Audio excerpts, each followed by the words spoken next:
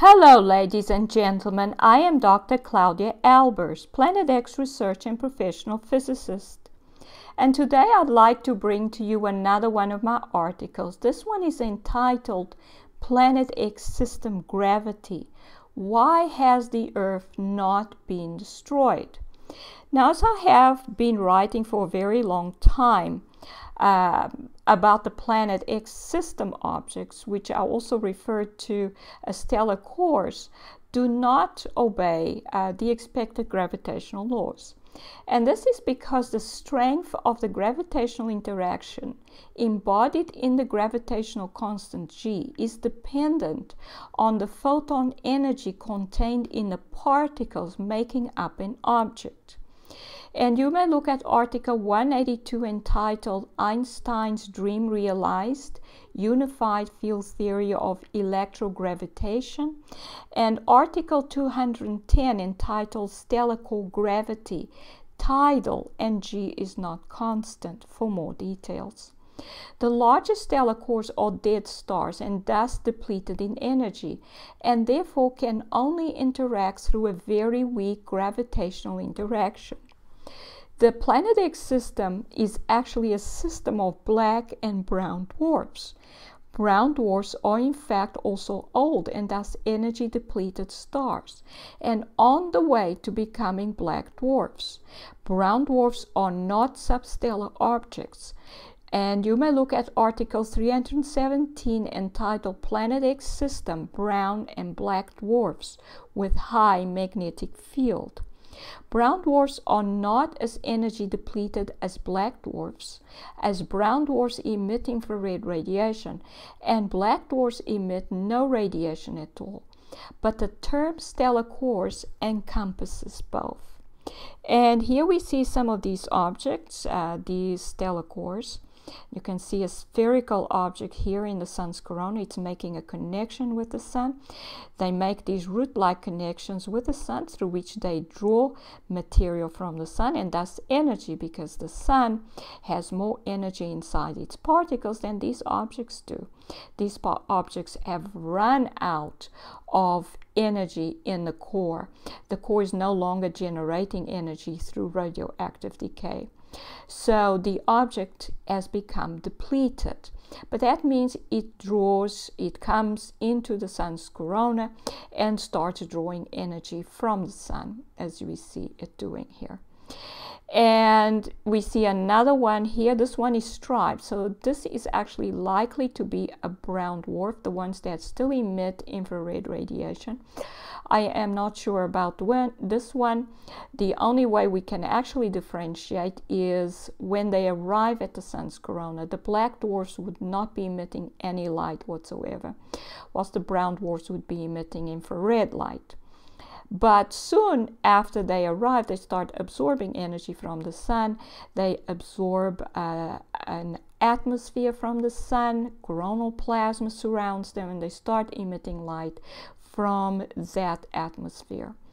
And as you can see, clearly a striped object here in the sun's corona, and trailing behind it coronal plasma. It's drawing coronal plasma behind it. Now, these are some of the smallest of these objects, but they have stripes because brown dwarfs have stripes. And so stripes are a characteristic of brown dwarfs, and it has to do with the fact that they maintain a strong magnetic field. They lose their gravity or their gravitational influence, and with that they lose their electric fields, which is what allows a star to emit light, is the fact that an electric field is generated in its outer layers. But that electric field is generated as a result of its gravitational energy and the gravitational interaction. So when the gravity drops because of energy depletion, so goes the electric field. But the magnetic field is not affected, so the object will maintain a strong magnetic field.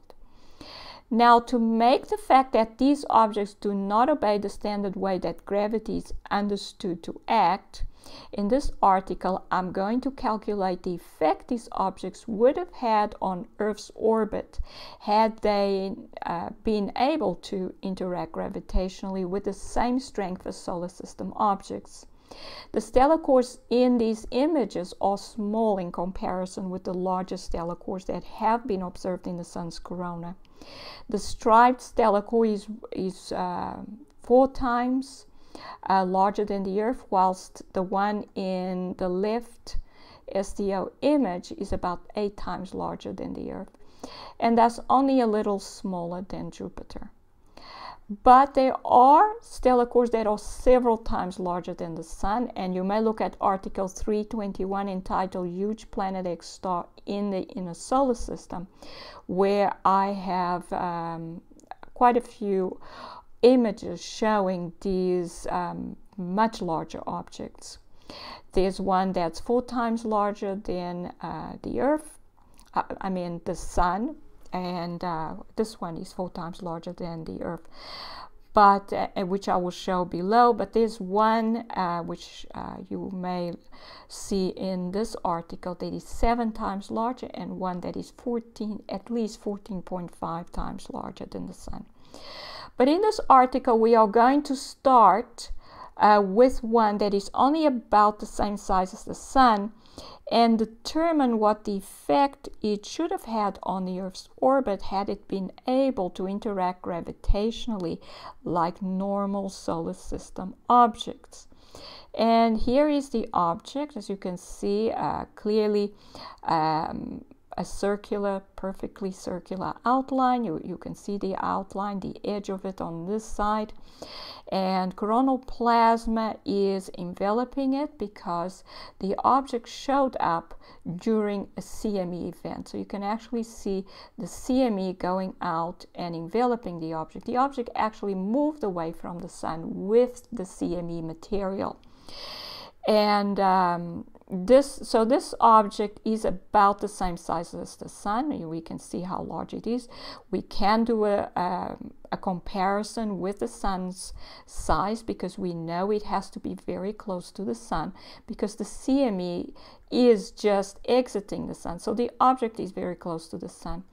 And a size comparison with the Sun size, which is given by the white circle on the occulter, reveals that it is about the same size as the Sun. It's actually slightly larger. Now, stellar cores share their outer layers of material until their cores are exposed and will therefore have been larger than they are now as living stars.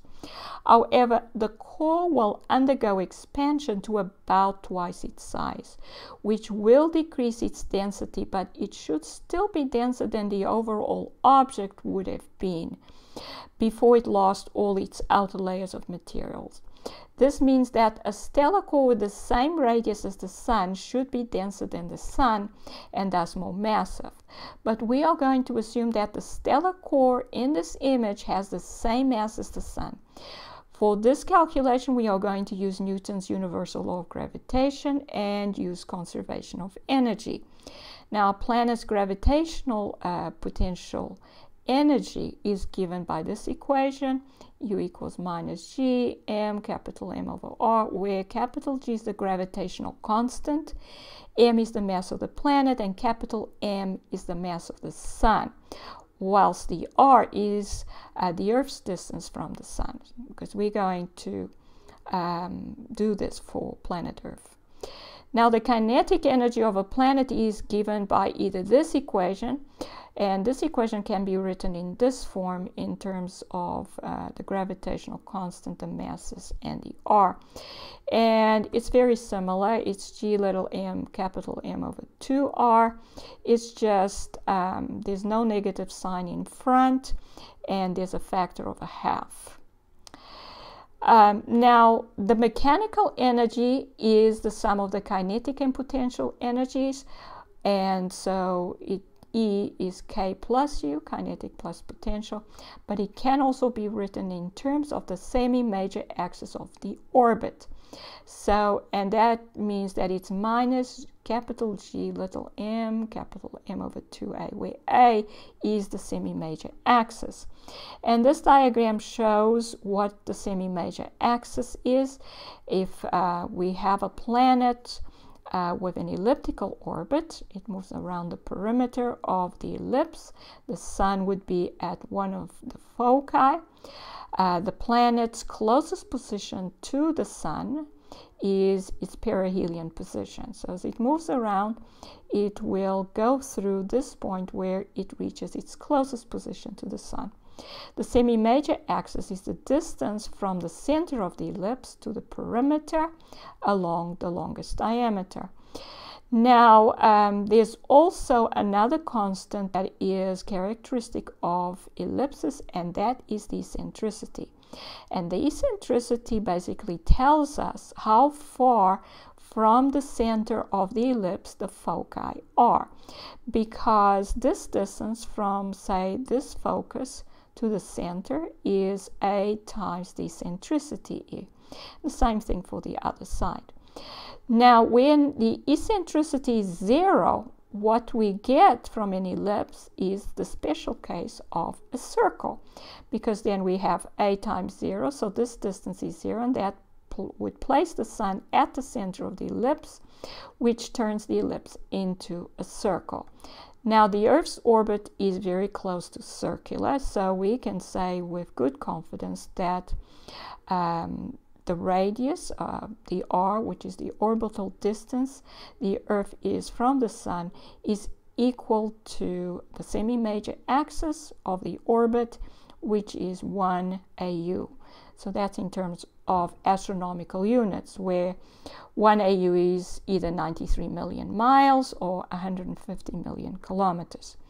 Then substituting equations 1 and 2, which were for the kinetic energy and the potential energy, into this equation here, we can write the equation like this: a half mv squared minus g little m capital M over r equals the mechanical energy in terms of the semi-major axis.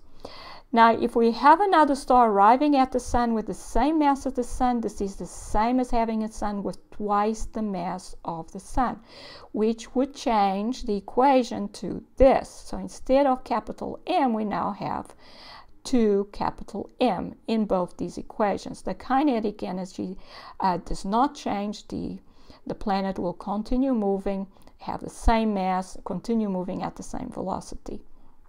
So that's why I left it as a half mv squared here. But a half mv squared can be written in this form as given here. So in equation 2, I wrote that a half mv squared can be written in this form. So we can write it in this form again, but again, we don't write 2m in this one because this value corresponds to that value, and the kinetic energy has not changed. All that has changed is the mechanical energy and the potential energy. Then what we do, we cancel the common factors, the capital G, the M, the capital M. We can cancel all of these and put these two terms together, add them together, and we would get minus 3 over 2, 1 over r. We have a half minus 2, which is minus 3 over 2 here. And on the other side, the 2 will cancel. We get minus 1 over a. So that means we can solve for a, the semi-major axis, and we get 2 over 3r, which is 0.67 AU. And this means that the Earth will now have a highly elliptical orbit with a semi-major axis of 0.67 AU. Now, Venus has an orbital radius of 0.72 AU, so this new semi-major axis is less than that. This means that the Earth would then be closer to the Sun than Venus. And this is illustrates the initial orbit. So this is the Earth's current orbit, and this is what it would have been after we have 2 stars with mass m at the center of the solar system, which is the same as changing the sun's mass to 2m. And that is if these objects were to interact gravitationally with the same strength as solar system objects. So if Earth is moving along in its orbit and suddenly the mass, another star pops up right next to the sun, the Earth should change to this particular orbit, which is elliptical. And now it has a perihelion position, which is very different from what it was before. But we can calculate that because this distance plus that distance is always 2AU. Okay, so this is A. This is the semi-major X. On the other side, we have another A. So the total distance from this side of the ellipse to that side of the ellipse is always 2A. So that means that we have RP plus R, which is the initial distance. This is where the Earth was. This is its distance from the sun at the time that the other star appeared, say. So this is the initial position on its orbit. And now the Earth will be going through this orbit. It will always pass this point where it is at a distance of 1 AU to the sun, but now this is its aphelion position, its furthest distance from the sun. But we can calculate what the perihelion is from this equation. So basically RP plus R equals 2A. And that means that RP is 2A minus R, and the A is 2/3 of R. And so 2 times 2/3, 4/3, minus 1 is 1/3. So the Earth's perihelion position is 0.33 AU from the sun. This perihelion position is less than Mercury's average orbital distance to the sun, which is 0.39 AU, and just a little over Mercury's perihelion position, which is 0.31 AU. This type of disruption to Earth's orbit would therefore be catastrophic. But we have objects that are even larger, such as the stellar core, with 4 times the radius of the sun. So next we are going to assume that it has 4 times the mass of the sun. In this way, its effect, if it was able to interact gravitationally in the same way as known solar system objects, would be the same as the sun's mass suddenly increasing by a factor of 5. So that's the sun plus a star with 4M. So it means we now have a star with mass 5M. And this is the object. We can also actually see the sun's plasma going out, draped across the object. So we know it's very close to the sun. So we can estimate its size by comparing it with the size of the circle on the occulter. And it turns out it's at least, well, I first estimated it to be at least 3 times larger than the sun, but closer examination revealed that it is in fact at least 4 times larger than the sun. And for more details, you may look at article 265 entitled Planet X Objects 3 times the size of the sun. So let's repeat the calculation now and find the new semi-major axis for the Earth's orbit when we have a sun at the center of the solar system with a mass of 5M, or if suddenly the sun has a mass of 5M. So we start kinetic energy, now the potential energy is given by this with a 5M instead of an M, and the mechanical energy also has a 5 capital M instead of just capital M. Then we again cancel the terms we don't need, and then we subtract this term from that term. We get minus 9 over 2. On this side we get minus 5 over 2A. We can then solve for A. It's 5 over 9R. R is 1 AU, so this is 0.56 AU.